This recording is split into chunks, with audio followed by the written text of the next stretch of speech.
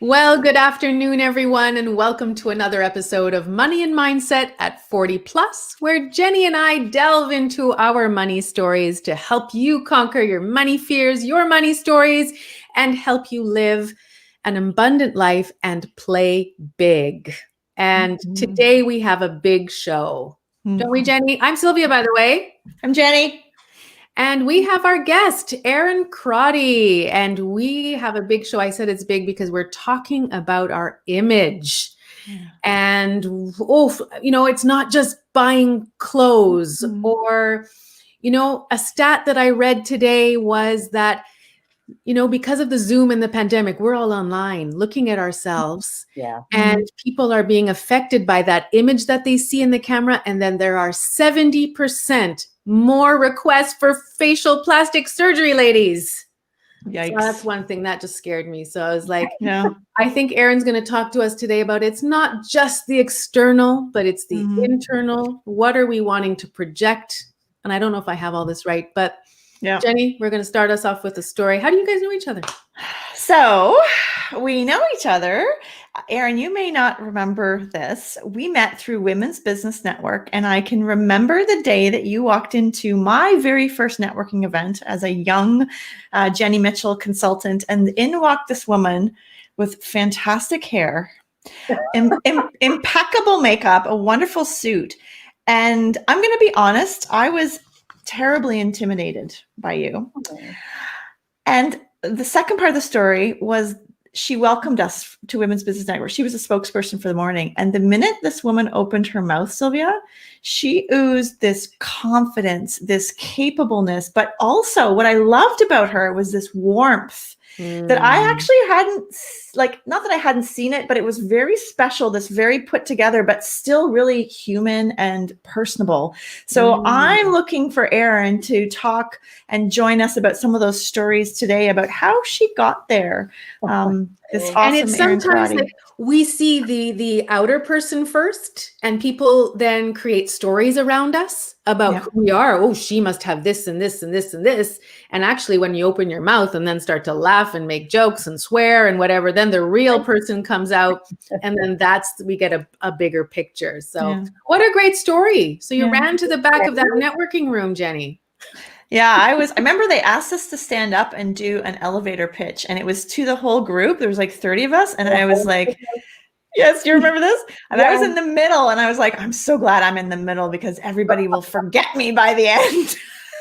No.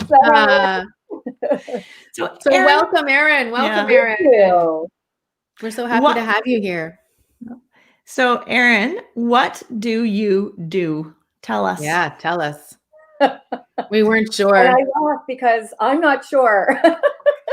It's, before we started the show, we had a nice, chat. And one of the things that came up was, we're all women over 40 and how our careers and lives have, transitioned, or we've held many different roles over that time. So, my story is one that still is unraveling, and I still feel in many ways that I'm learning lots, and I still have a lot of growing up to do. And I look back on, in my teenage years, I was so confident about who I wanted to be, and that was a lawyer. And so I thought, this is, and because I had certain traits that I was told you'd be a great lawyer. I was very good at arguing. I was very headstrong. I was very bossy. But these are all things that I look at now and I think, well, no, I was very confident. I had good leadership skills. There was different kind of labeling that was happening that made me believe you have these traits and this is what a lawyer is. So I went to law school, became a lawyer, and recognized that while I was good at litigation, it wasn't a passion. And my passion was helping people. My passion was, sorry, and the lighting's changing. I'm in my dining room and the sunshine is just beaming in right That's now. Okay. Changing. So it's glowing. You're glowing now, But I love sunshine. So that's what's going on.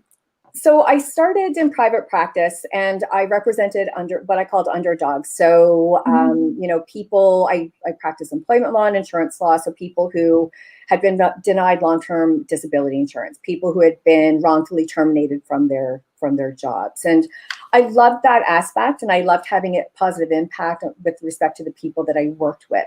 But what I started discovering early in my practice was that I had this vision of something else, but I didn't know what that was. And so I started gravitating. I eventually went in-house. I started doing insurance, more kind of insurance claims work.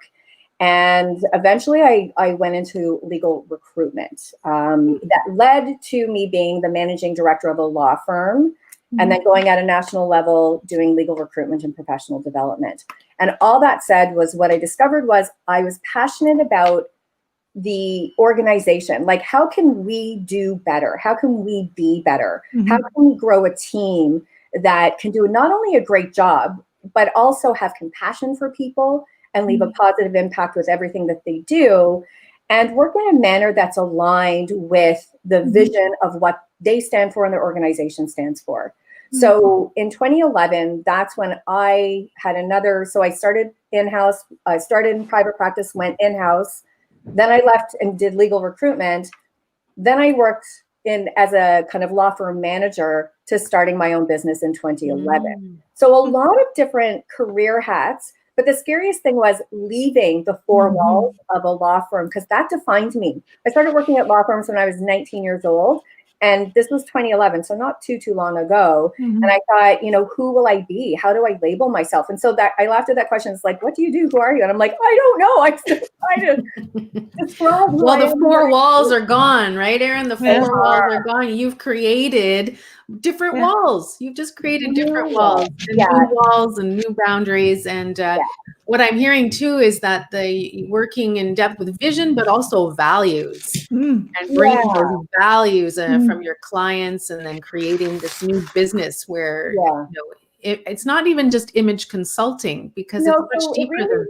It is. So I specialize in business etiquette and image management. And so essentially what that is all about is it's about one's professional presence, right? So it's basically looking at our which I consider to be a necessary life, business, and leadership skill.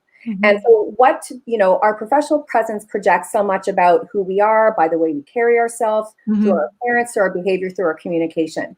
And, this is really all about leadership development. It's about our impact on others.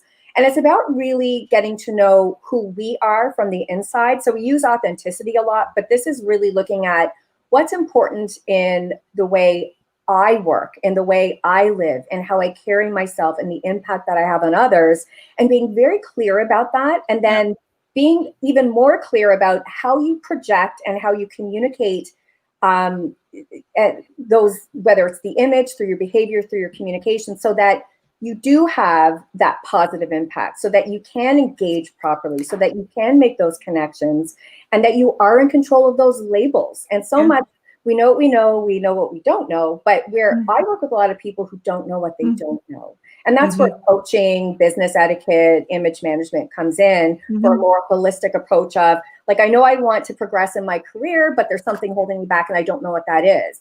And I'm doing a great job of being an awesome lawyer, but I'm still not getting, I'm on partnership track. I don't know. I'm just not hitting my numbers, or people aren't taking me seriously. Or in healthcare, I work with a lot of healthcare professionals. It's, I'm so kind of new to the practice.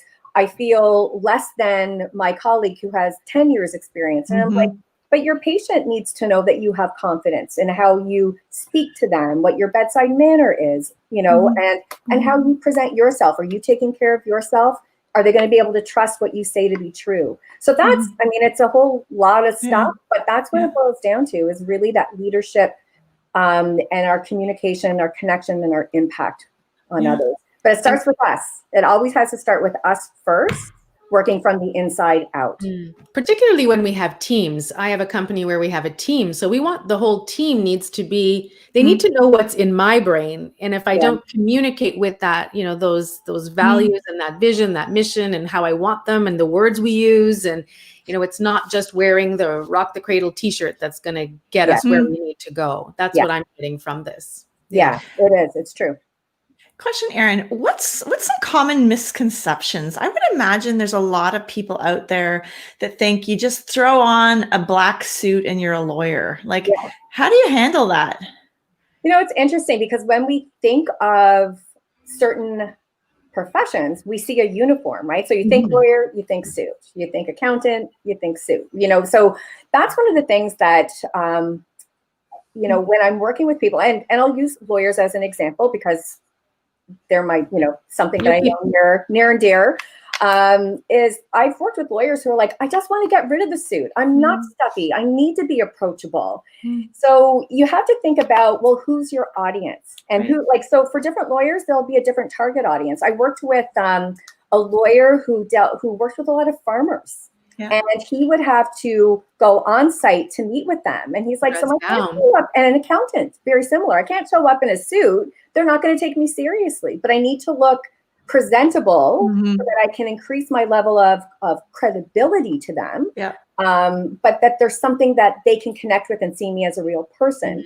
So I always say, you know, think about what your roles are, what your goal is, what the occasion is, and also what you expect of yourself first, and then be in control of, you know, be aware and clarify what the messages are that you want to project. And then you will have that connection and impact with others. But you have to know your audience too and what they expect from you. Well, that's the key. You know, in my clients with coaching and solopreneurs and business women, we're always talking about, well, who are you talking to? Who is your client? If you don't know your avatar, how can you create a business and go after these clients? You know, if you want to be working with the multimillionaires, well, then you will have a different image than if you're working with teens, right? I mean, it's a completely different. And same with you, Jenny. When you're in front of a donor, when you're, you know, the fundraising people are in front of a donor, well, who is that donor? Are they in the suits or are they not, depending on how much money you're going after, right? That's irrelevant. But who is that person? Who are you? The clothes you wear have, so, you know, from the image management side, the clothes you wear have different design aspects and traits and elements. So, you know, I say to somebody, it's easier to, you know, dress up and then you can kind of scale it away rather than dress down and be kind of the person in the room who looks the least prepared. So, you know, today I'm wearing, I mean, I'm comfy, I'm working from home. I've got a pair of pants on. I've got good for you. You got pants on. I'm wearing pants today. We all put them on today. We all put them on today. But you have to, you know, think about, you know, if you're walking into a room and suddenly we're doing a lot of work from home. Sometimes we do have to meet with people.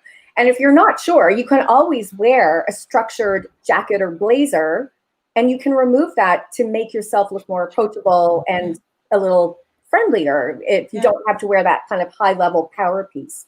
So that's what I always say. It's like, it's easier to kind of dress up and then take the layers away to something that's maybe not just more comfortable, but aligned with what may be happening. But if you're not sure, over prepare and then take the cues from where you are in the people. Well, Jenny and I both did our hair for you, Erin, today. And we got the lip gloss going. Beautiful. And we, you know, just kind of, and for you ladies watching, you know, we wanted to be pretty for you today. Curls. I still don't know how to do curls. Oh. Beautiful. Well, thank you. Thank you. So you talked about blazers. I feel like I got to get this in. Shoes. Tell me about shoes, like boots, shoes. How do you pick them? I mean, I know we don't have as much time, but even just some basic advice. I'd love that, Erin. But can I give a confession first? Yeah. I have one pair of ratty black shoes. I need to change them. Like I have just one pair. Like I'm not a big fashion person. I have one pair of jeans. I'm wearing them now. I have one pair of black pants. I do not have a blazer. I'm just laying it all out for everybody. Yeah, it's raw. And again, it depends on what your needs are, you know. And true, but I would maybe a couple more shoes, right? Shouldn't I, Jenny? Easy. So I don't know. So it's interesting because of our new reality of how we work. I used to live in heels, and I used to joke that I could run in heels, and I could. And because I'm doing so much work from home, I'm actually wearing comfortable shoes now. But I have some really cool shoes that I found at the Cole Haan outlet for pennies to what the original cost was. And they're fashionable but practical. So that's where I've gone. Looking for something that's going to take me far, that I know if I'm having to, walk any distance around my house or go out and run some errands, or potentially have a meeting, that I can wear these, they're almost like structured walking shoes instead of running around in heels all day. Because I can't do the heels anymore. I did them when I was in my 20s and 30s, and I can't do them anymore. If you have questions for Erin, put them in the comments. We have a lot of people watching today. We'd love to know, and let's ask away. Tell us what your reality is. What are you wearing today? Are you wearing pants? We want to know. That's the kind of show this is. So because I know your program is really about what the money mindset is. And there's so much that, with money and clothing and image that comes up, that can be so very personal and sometimes emotional for people. Oh, so, yes. Yeah. I mean, anything that kind of you want to pick my brain on about that aspect? So can I ask the question, what do you notice, because it's going to be a bit about next week's show, what do you notice the experience women have of spending money on their clothes? Are some women good at it and some well, like me, look, I'm not buying any clothes. You can see that, right? I'm buying other things perhaps, but not much stuff for me. I buy a lot of clothes for the kids, but then not for me. So there's that's our whole other show, Jenny. Yeah. But so I guess in a minute or less. So why is that? Why don't you spend money on yourself and your clothing? Good question. Yeah. Okay. Yeah. Good question. I don't like the actual shopping. I don't like, and I do like myself. I feel I do, but I think for many years I didn't want to look in the mirror. And especially in some of those mirrors, you look 3 times the size than you actually are. And then some, you go to another mirror where they fixed it and you look like so thin. And I'm like, oh my gosh. So I kind of don't like the whole shopping experience. Yeah. And I hear that a lot too. And there's a way around that. So sometimes it's not about that I don't want to spend the money on myself. It's I just don't like the shopping experience because it doesn't make me feel very good or confident, and I don't like looking in the mirror. So a way around that is you can online shop. So that's another way that many of us are learning, and a lot of stores online will have like a grid to help you determine what your right size is. Yeah. So that's one way around it as well. Another way is to bring, if you are shopping at a store, that you bring somebody that you know, that you like, and that you trust, and get them to give you a really honest perspective. Or a consultant, right? I mean, there's one woman in my group, a young woman, and she's lovely. And that's what she does as her job. She goes, Sylvia, I'll take you. Let's go. I will come and see what kind of image do you want? She'll ask you the questions. And then she said, well, I can online shop for you and send it to your house now, or we can go shopping together. Exactly. And the colors. And then I was like, yes, I have to do that. That is I'm really looking forward to that. But if, and again, the money mindset too is if you're on a budget, most of us are, and especially right now, is, I always say to people, if you don't like shopping outside, shop in your own closet. So Sylvia, you're saying, well, I have one pair of pants, and that's great because you know exactly what's in your closet. I really do. So mixing and matching with things within your own closet is a great place to start. Sometimes, there are other people who, like myself, I will buy something and then I will forget about it and I'll hang other things on it. So I like to go shopping in my closet to see exactly what I have. What are my current roles? What are my goals? How do I want to show up? What impact do I want to have on others? And then I'll assess my closet and kind of see where the gaps are. And that will help me determine, what I have, what I don't have, and how to create a shopping list based on needs, not wants. And then I can budget for that. That's really good. And what I liked about that whole idea, so I'm a creative person. So you kind of piqued my creativity, Erin. Like if I was to go into my cupboard and look at everything from a new lens, how would I shuffle everything around to bring some fun to my day? Because I am missing that. I'm looking at those lovely earrings you have. And I'm like, just something different. I found them in my jewelry box today. Yeah, nice. It's been a really long time. And so that whole thing of if you've had something in your closet for 2 years or your jewelry box and you haven't worn it, get rid of it. That isn't true because sometimes we will have something for a special occasion or I'll buy it with an intention of that's going to be great when I do this. And it's so sometimes it's just going back into your jewelry box, going back into your closet and having fun with that. So you can do a wardrobe evaluation. Like, what do I have? Put everything on your bed. You know, it's like, these are my shirts, these are my pants, these are my skirts, these are my suits. And what is important in your life now, but also a year from now, 2 years from now. And you can create different clusters, right? So these are my workout clothes. These are my more business clothes. These are my weekend clothes. You know, so you can have a different kind of collection in your closet for different reasons. And then when you look at them, you know, these are my really casual clothes. This is perfect for what I need to do today. These are my business clothes. I know that next week I'm going to do a Zoom call with a client. They probably want to see me in whether it's a blazer or a nice sweater, but, you know, something that looks a little more polished for the presentation. Okay, mine is just like one, like business, exercise, and I'm teasing. Can we bring this back to the internal? Like I'm trying to think like this is external and it's nice to know, but how do I start from inside out? What are the questions I need to be asking myself now? So you have to ask, I always start with what's important, you know, getting clear with yourself about what's important. So looking at the different roles in your life. So you can make a list. So the different roles I have in my life, I'm a mom, I'm taking care of my kids. I am a leader in my business group, and I have meetings with my team every Friday. I'm a chiropractor, and I'm in the clinic with patients, and I'm seeing them every day. So whatever, you know, or I'm out on the weekends doing grocery shopping. So whatever your role is, we all have many different roles. It's looking at what's important, and it starts with, so especially through COVID right now, it's my motto, and it's from a mentor of mine. It's wake up, get up, dress up. So I know, like, some days I just want to stay in my comfy pajamas, or I want to put on my oversized sweatshirts and the pants that it doesn't matter what I look like. They're just really comfortable, and I probably wouldn't want to be seen in public in them. But I also know if I get up, I have a shower, I blow dry my hair, I do my makeup. Yeah, we feel better. I put on something. Yeah, it instantly lifts. And so that's about, you know, those days where sometimes it, you know, to say, well, it doesn't matter what I look like today, but what does it really matter to you? And when you need a lift, that's where you start. It's your image from the inside out.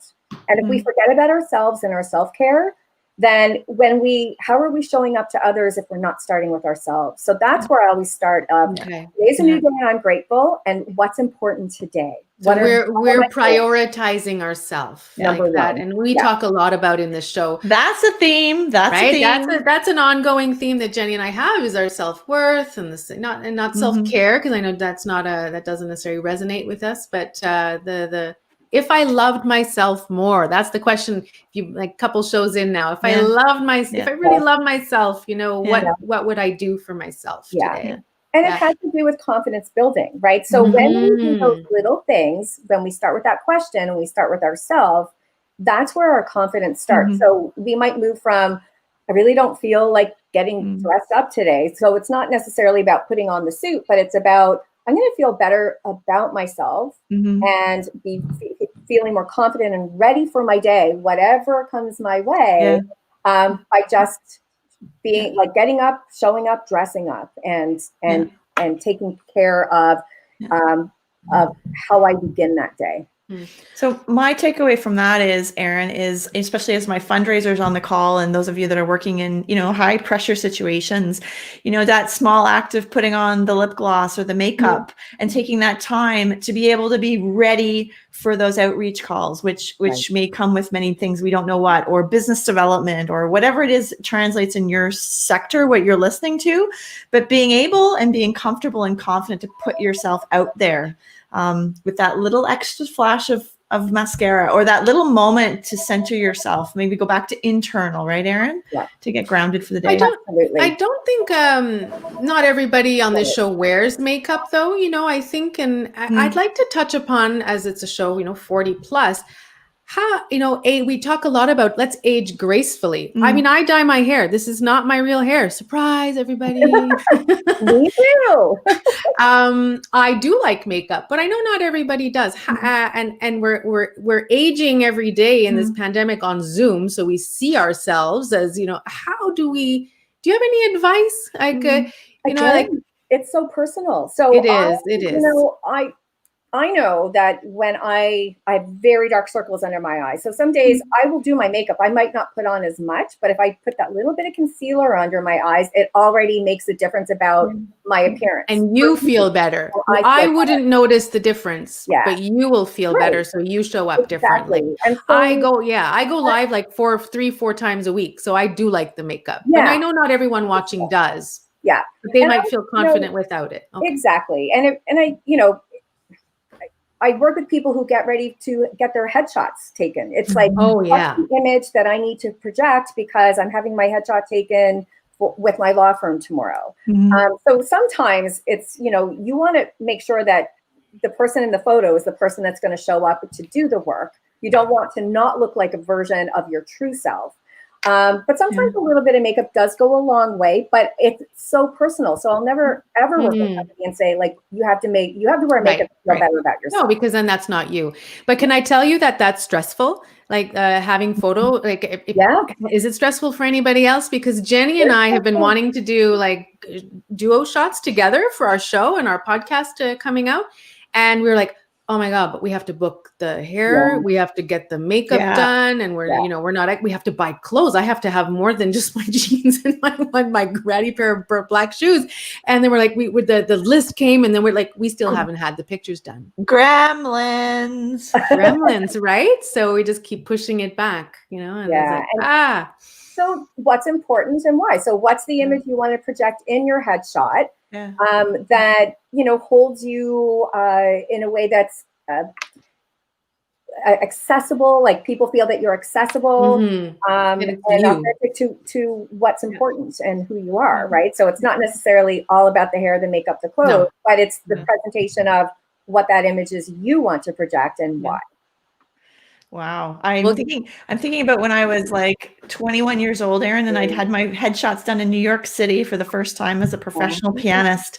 And I looked $1 million and I had my hair done and everything. And when he went to take my picture, he said, now I want you to smile and I want you to think about something that's important to you. Think about your family. Think about being home with your family. And it completely transformed the photo. So there you go, inside out. Yeah. From the inside out, always. What's important and why. Yeah, nicely put. I hate to cut this conversation. I'm having so much fun. I want a 30-second or less answer to this question. What money means to me as a 40-plus woman is? It represents a lot. But as a woman who is constantly working on my own level of self-confidence, and care, for myself and how I can be a better service to others. Money means to me security and freedom, because with that I can do a lot to be proud of for me, but to be of better service to others. The more money we have, the more people we can serve. And I love we've had some great comments here, people sharing, and Louise, it is very much what your eyes are expressing in a headshot, and that's so true. That's so true. But now I have this idea, Jenny. I think we should get into the suits and the really, really high heels that, we never ever wear, and then our real ones, just to have the juxtaposition. Yeah, exactly. Before and after. Before and after, yeah. Sylvia, you do the heels and the dress up, and I'll put you in my yoga outfit, and we'll compare. As I close us out here today, this has been a wonderful conversation. It's a real pleasure. If you want to connect with Erin Crotty, excuse me as I cough, bloomsterconsulting.ca is there on the banner. She has lots of great ideas and resources on her website. Reach out to her. I have a feeling there's many more kernels of conversations that we will continue. That would be lovely. Yeah. Thank you Wonderful. both so much. It's been a lot of fun, and I Wonderful. love your program, and I can't wait to watch your next one. Thank you. Thank you. Thank Speaking you. of next one, Jenny Mitchell. Next one is a money story. No, it's not. It's not. No, It's not. on Monday we are releasing. It's going to be an uploaded video. So we're not going live because we are trying. Just we're going to be uploading, and it is a tale of two sisters. And Jenny and I are going to be talking to Jenny's sister, Sarah Mitchell, and we're going to upload the video on Monday. Okay. They have the same parents, Yeah. but totally different money stories. It was a great conversation. We had it yesterday. Yeah. And then on Thursday, what are we talking about? Money story number 2, That's it. which is I have trouble spending money on myself. So this is a really nice, I feel like we've done a little bit of a journey in the last 2 weeks. And if you want to, Sarah's story is about owning the possibilities of her own money and then bringing that abundance into spending money on yourselves is what we'll talk about on Thursday. So. Awesome. Thank you. If you want to reach out to Jenny Mitchell, it's at chavender.com. I'm at sovibrant.com. And we really look forward to chatting with you next Thursday live. So have a wonderful week. Thank you, Erin. Thank you, Jenny. Thank you. Bye. And good week, everybody. Bye, everybody. Bye.